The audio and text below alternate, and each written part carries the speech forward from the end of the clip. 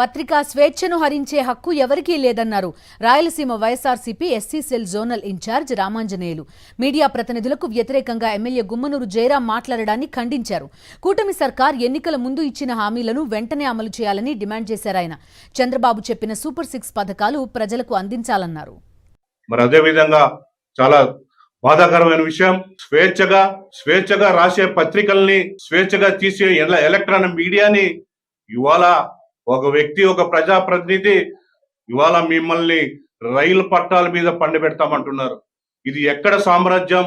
ఇదేమన్నా రౌడీ రాజ్యమా ఈ దేశము?